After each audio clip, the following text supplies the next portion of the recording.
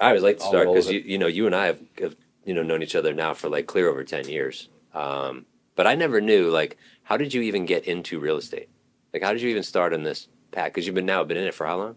Yeah, so this is year 20. Yeah, Wow, year 20. two Yeah. decades. Yeah. Nice. Yeah, so I was in college at Arizona State University, and my dad had always been in the banking business. He used to work at, Southwest Savings and Loan, Great Wow. Western, WAMU, Chase, and I didn't know what I wanted to be when I grew up. So I grabbed a job at Washington Mutual Bank, and I was the guy that this is 2002, mind you. So they printed out the loan applications into the printer, and they brought them over to people like me, and I typed in the 1003, the loan app, into another computer system because the two systems didn't Wow. talk together. Uh-huh.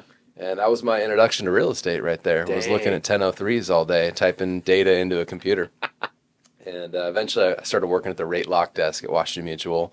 And then I woke up sometime in 2004 and realized like I didn't make a good employee. And Mm. I met a gentleman at Washington Mutual who got me interested in real estate. And I was actually investing, flipping houses, things of that nature. And I was like, man, I want to do that when I grow up. And so, over a course of a couple months of getting to know him, finding out what he knew, somehow I convinced him we should both leave our jobs at Washington Mutual and go out and be full-time real estate investors. Sound We like a should great both do idea that. at 23, Yeah. 24, okay? Yeah, yeah. And And in that time zone, in that time right? Yeah, zone, yeah. so left the job with a whopping $10,000 or so in my bank account.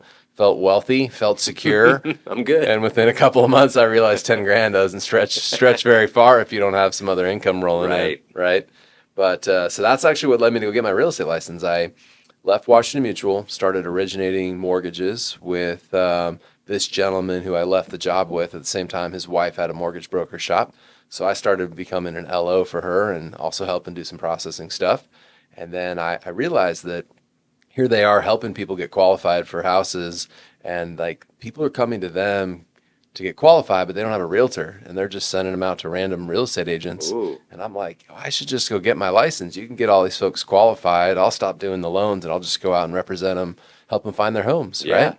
So that's what actually set me down the path of going and getting a real estate license. Was just recognizing there was an opportunity there where some business was already being generated. I just needed Hmm. to take it across the finish line. Dude, that is awesome. Yeah. But what made you So think like I'm gonna just get like? Is it just because there was the money opportunity there, or the opportunity to do something different? yeah, I mean, I left Washington Mutual in search of something else. Mm. And so, I mean, I was making a 55-minute one-way drive between. So in the process of leaving Washington Mutual, I was smart enough to realize I probably should try to lower my expenses. So I asked Mm. mom and dad, "Do you mind if I come back, live at home for a couple months during this transition? My lease was expiring." Smart. And so I was like, "Hey, I'll come live at home." So I did. So they're out in Glendale at Arrowhead, and I'm driving 55 minutes to Hmm. Northeast Mesa to go work Wow. every single day. But I got an education every single day for about an hour, two ways. I'm listening to real estate investment stuff from Carlton Sheets and Ooh. Dolph DeRoos and some of these like older Dang. guys, right? That was kind Yeah. of my real estate education. And in the process of that, I just realized I wanted more. I didn't know what it looked like, but I Hmm. knew I wanted to do something in the real estate space. And Mm. so it wasn't necessarily getting a license was like the decision that, oh, I'll forever be a realtor, but Right. it was recognizing that I needed to make some money in the real estate space to go Hmm. and do what I really wanted to do, which was invest in real estate long term. Hmm. And funny enough, I got too focused on just making money in real estate and forgot to do a lot of investing in real Right. estate over the years, and have kind of circled back to that with time. Hmm. Now, how long into the game did you then go? Hey, I need to start identifying these properties for myself, not just for my clients. Yeah, so I had a couple partners at the time. This is 2004, 2005, and 2006, and we were doing some real estate investment. But as you know, the market was shifting. I didn't know what I didn't know. These guys, they were older than me, and so I guess I sort of intuitively trusted they knew Trusted them. better than me, Hmm. and that we were doing the right stuff, and had Hmm. no context or clue that like a market might be crashing and there's some things I should be looking out for, and Hindsight's 2020. yeah, right. So I learned some really tough lessons in the first 3, 4 years of being in real estate, and got my butt kicked, and borrowed money from people that I eventually had to pay back, and Mm. bought houses that I eventually couldn't pay for anymore, and lost those to foreclosure and short sold some of them. And in that process, like I really realized like real estate investment's not just like this hobby, that you do. You just buy something, it always goes up in value. Like there's some more thought and consideration that has to go on here. Yeah. So anyway, in that process of like '04 to '08, I'm representing other people, but I'm all like to make some active money, but then I'm also trying to get ahead by buying real estate, just not buying it the right way and learning some really tough lessons in those years. Yeah. Nice. Now, through your journey, I've seen multiple iterations of your journey, right? So you just started off, it's almost like it's a job, like it's a way to create revenue, whatever, and then later on you've kind of evolved. What does those iterations kind of look like? Yeah, so I'd say iteration number one was survival. It was late 2007, early 2008, and my now business partner for 16 years, Kevin and I are. He just gets a real estate license, and him and I are both just trying to figure out how to like not go get a job again. Like Right. I didn't want to go back to like what I left at Washington Mutual. So here we are, early '08. And I'm like, man, I left that in '04. I don't want to go back to that stability. Like I appreciate the stability that's there, but just didn't resonate Not with built me. I that knew way. I wasn't built that way. I knew it wasn't for me, right? So it was like, so iteration one was pure survival mode. Kevin and I decided to partner up, and by partner up, I mean like let's share an office, let's share some expenses. We'll split my brother to go out and throw some lock boxes on houses and do some of the work, so we can stay in the office and generate business. And the opportunity that presented itself in iteration one to survive in the market was let's help people do what I was going through, which is let's help them avoid foreclosure. Like Oh. there's other people in my world that I've met now who have made some bad decisions like myself, or have found themselves in precarious situations that they didn't plan to be in. And instead of them giving those houses back to the bank or losing them through foreclosure, like let's negotiate a new agreement via short sale and keep the credit alive, keep the spirit alive a little bit, the ability to maybe go do something again sooner in the future. So that was iteration one, was just like survival mode, which was helping people avoid foreclosure. And Yeah. we rode that wave pretty good for many, many years. Yeah. What's cool to hear is, I think they say like you're most qualified to help people with the stuff you've gone through, right? So you going through that foreclosure, short sale, having to learn all that stuff firsthand, then able to then deliver that back. And I know you guys have amassed a big following of agents too, because you helped a lot of agents after that, because you guys kind of figured out and I don't want to say pave the way, but pave the way. Yeah, in that iteration, we realized that there was a lot of people that didn't know what a short sale was and didn't know how to navigate the banks. And while we were far from experts, we figured we'd had some success doing it, and we hadn't met a lot of other people that were having success. And so, we started teaching classes.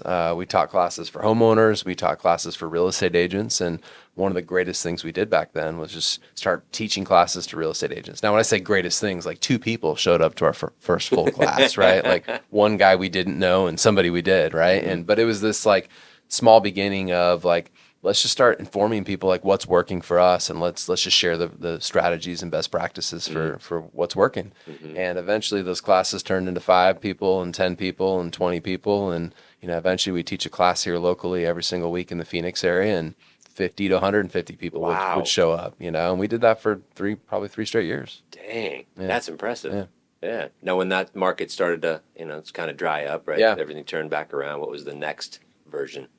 Well, the next iteration I would say was actually Kevin and I and myself in that business trying to make a decision to, again, a little back to that like '04, like I want to own some stuff that goes up in value. I want to own businesses. And so I made a decision in 2012 that turned out to be a pretty bad decision as far as like the end result, but it was a desire to learn from others. So I started, I actually took a job from somebody in a large real estate franchise organization to learn from them. They had amassed a lot of real estate market center offices and regions, and I wanted to learn from that individual. So we took a job in that role.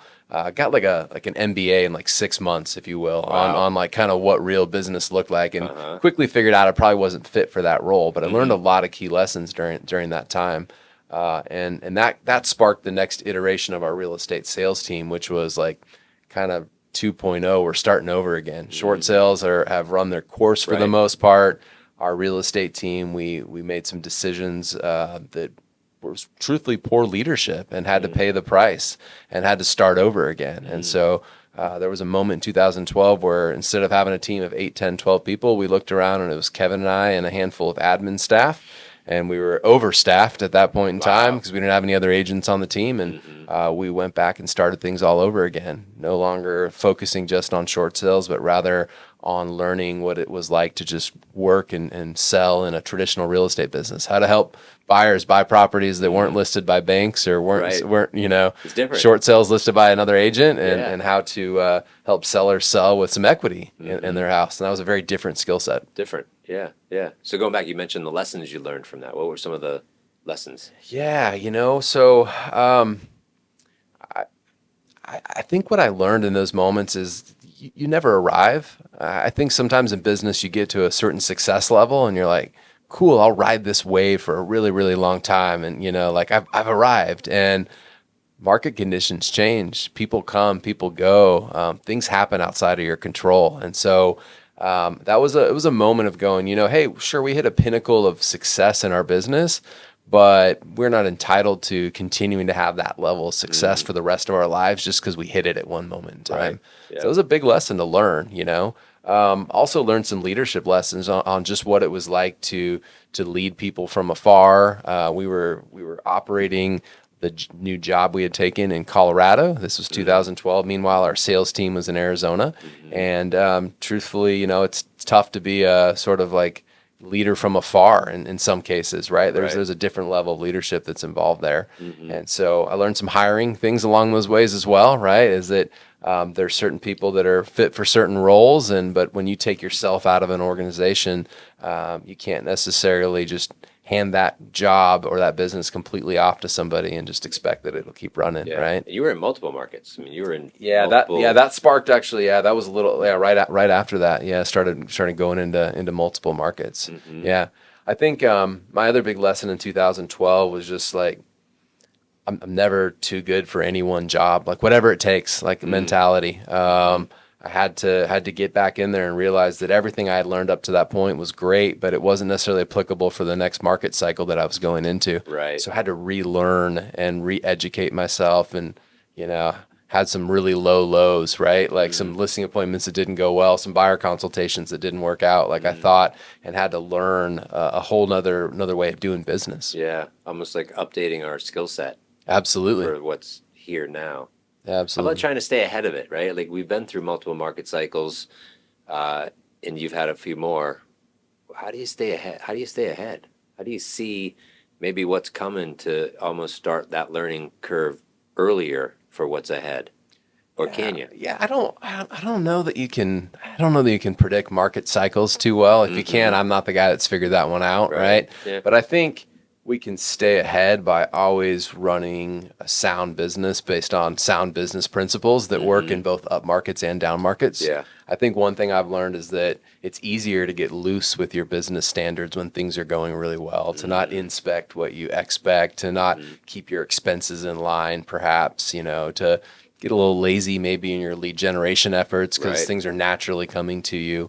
And I think the biggest thing that you can do to just stay ahead is run a really great business that, no matter what's coming, like you're prepared for it. You can shift easily to not the fundamentals. The fundamental piece. Right? Yeah. Like you're a basketball guy. Right? Yeah. So it's the fundamentals of, like the old wooden stuff, like tie your shoes this way and put your socks on this way. And here's how many free throws we're going to shoot. And yeah.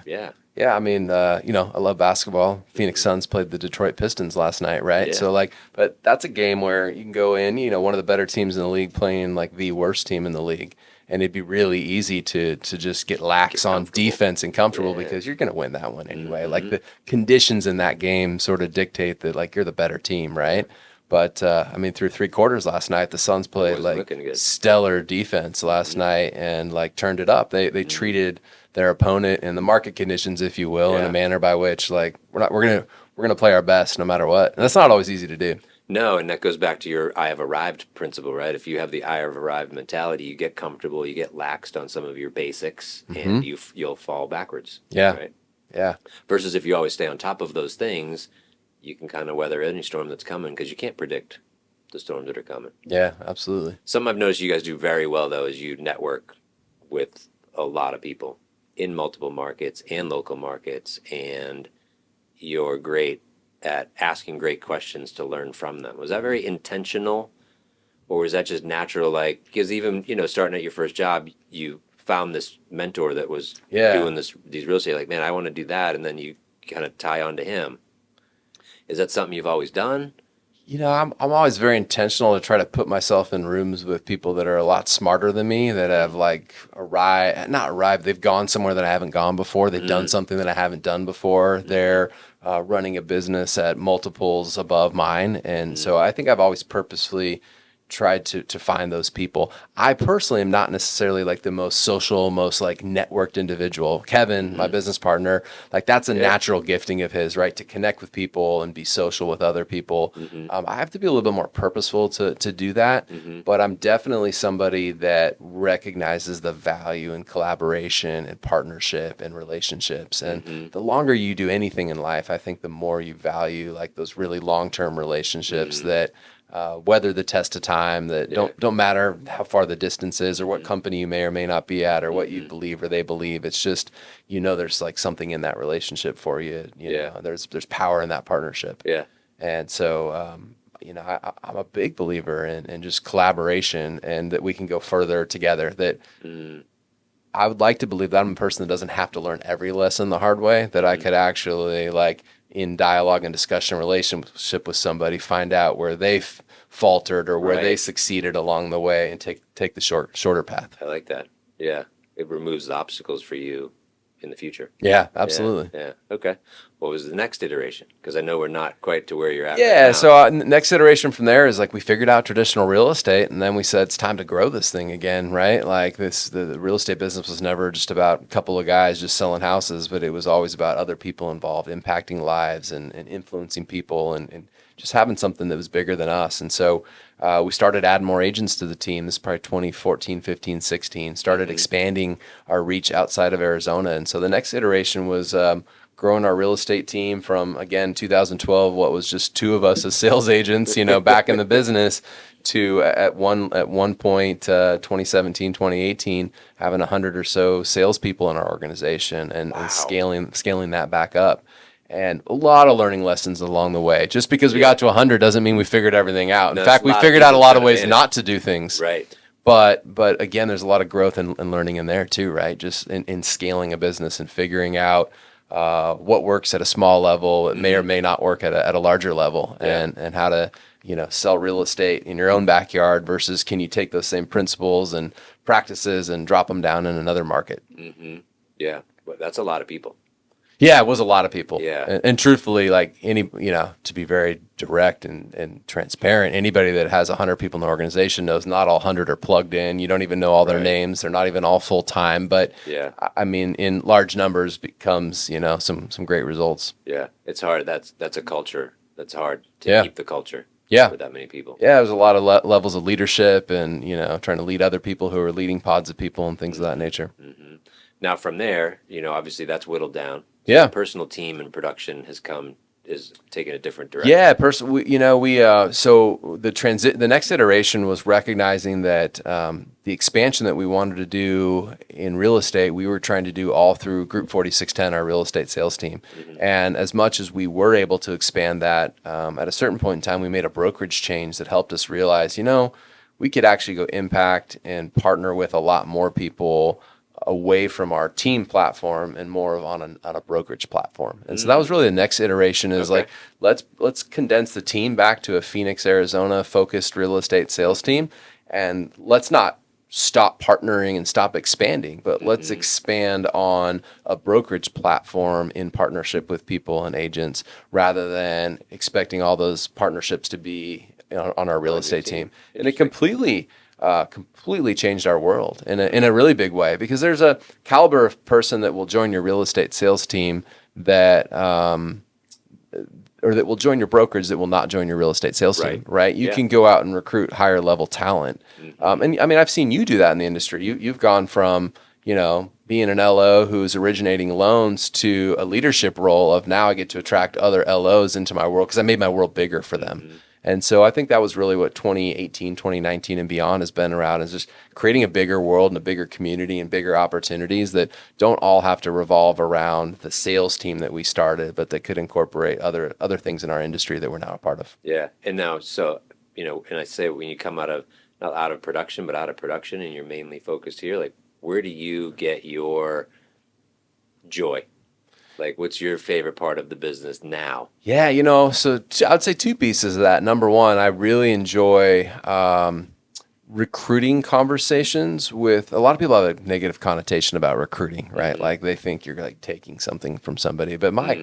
my viewpoint on recruiting is like I'm getting to know somebody, I'm figuring out what's important to them, what their goals are, where they're Mm-hmm. trying to go, what's working well for them today, Mm-hmm. what's maybe limiting them to getting to the next level, and then I'm exploring the partnership opportunity to see if like we might go further and faster together than apart. Like that's recruiting to me is like, can I actually help you get where you want to go, and does it make Right. sense for us to work together? Yeah, and even if not, the worst case, I just learned more about myself and the things I need to do to grow, even if it's not with you, Absolutely. right? Yeah, Yep. absolutely. So, so two things I enjoy recruiting other agents and teams to Mm-hmm. get into partnership with them, help them grow their businesses. And it has enabled me to be in relationship with people that, again, a caliber, a level of business person that wouldn't join my real estate sales team, but that on the eXp Realty platform, I can actually be in partnership with. And that's a Mm-hmm. cool thing, right? It's like the more I can level up my conversations, like the more rewarding my days are. And so, not to say that I don't appreciate working with new agents or anything like that, but this was just another opportunity to work with different folks and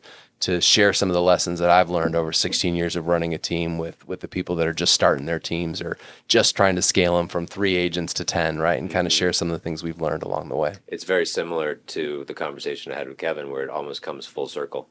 Yeah. Right? You were new. Obviously, we're all new at some point in time, but you sought out a mentor, and then they're giving back to you, right? And then it's some sort of a partnership in there too, and that's grown throughout the years, and then had multiple iterations. But now I get to come full circle and help those people. And Yeah. then when you're helping the high caliber ones to just come onto the brokerage platform, it's a win-win because I can help them with their business, but I'm also seeing where I could actually improve a little bit on my business too. So it's not just all, one way. Absolutely. So Yeah. where do you find on the recruiting side? I mean, where do you mostly see talent or find talent?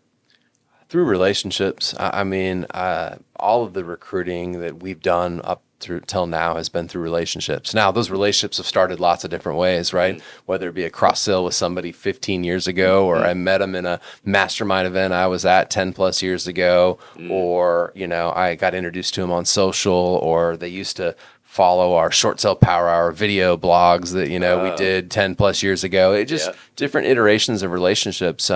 Most of them have been either in rooms where we were adding value to the room, or Mm-hmm. they've been in circles of us being able to add value to that circle of people, right? Mm-hmm. Where, hey, I did a video on a short sale, you really helped me out, and I've always like appreciated that, and so thought of you guys. They kept following and, Kept and following. reached out. Yeah, yeah, Nice.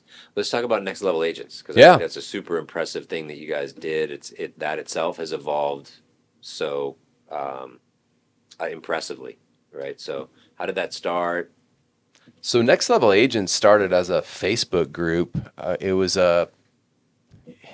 an experiment in could we launch a Facebook group where we could elevate the conversation of real estate online. There were other Facebook groups out there. We weren't the first ones to start a group, but we felt like our unique value proposition, so to speak, in the Next Level Agent Facebook group and community could be that we would just elevate the conversation. Take Take control. where should I get my open house signs, conversation and like Uh-huh. elevate that a little bit more, Right. right? Like just raise the level. And so that was the concept of really where that started.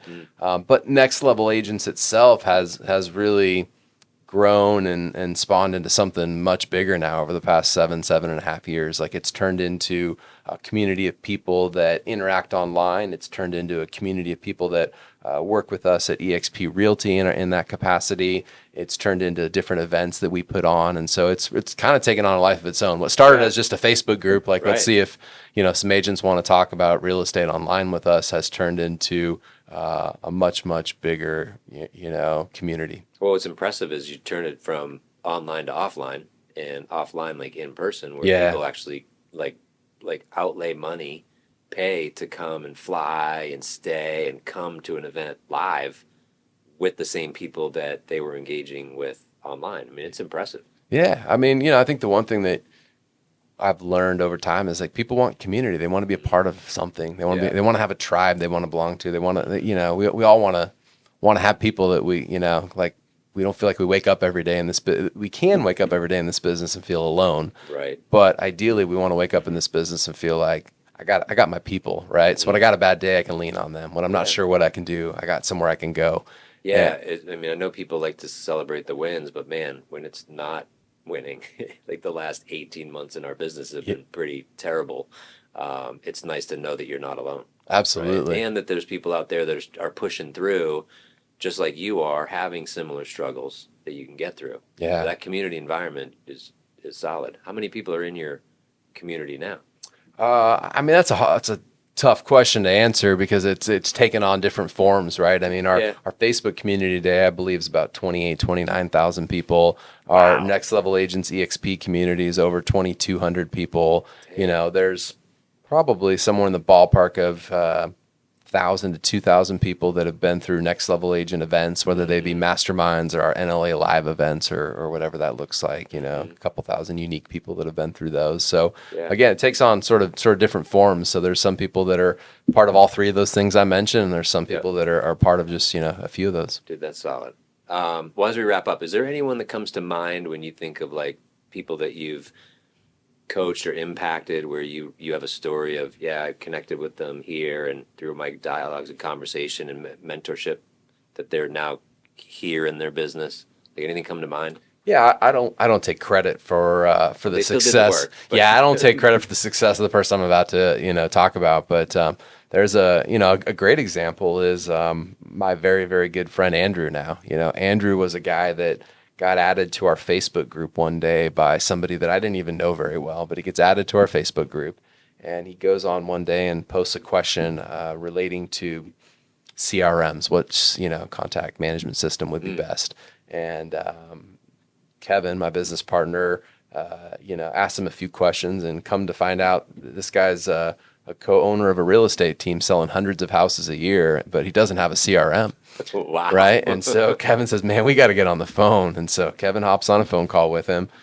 This is pre us being at EXP. This is just this is our previous brokerage. And Kevin talks to him and builds a relationship and gives him some pointers. And, that from there, Kevin and I start doing some coaching at one point in time, and this particular gentleman reaches out and says, hey, I'd love to coach with you guys if you're open to it. Like we're probably doing the same or maybe 20-30% less business than he is at that time. So it wasn't really about, hey, I need help selling more homes. It was like, I really recognize that just through your community and the couple conversations we've had that you guys have some great systems and some great tools. And so I start coaching with Andrew, and he jumps out to me as somebody who's just like, again, has nothing to do with me. It's just who he is as an individual. But like when I started coaching with Andrew, he still had his cell phone number on his for sale signs. He's selling 3, 4, 5, 600 homes a year, and he's out there taking listings. Wow. and like his cell phone's ringing 7 days a week. And so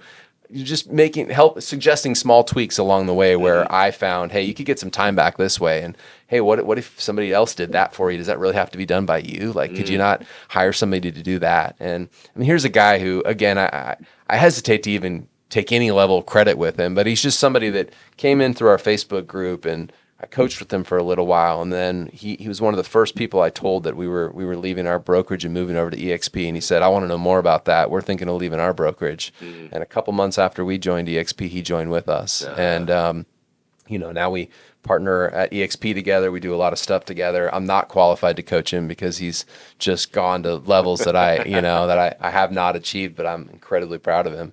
And he's just, he's a story of somebody where it's like, Andrew would never join my real estate team. Like, he's not responding to a job ad for a Group 4610 sales agent position, right? But he's somebody that I can collaborate with, that I can add value to, because we've been down the path that he hadn't been at that point in time. And over the years, I'm sure you've learned plenty from him.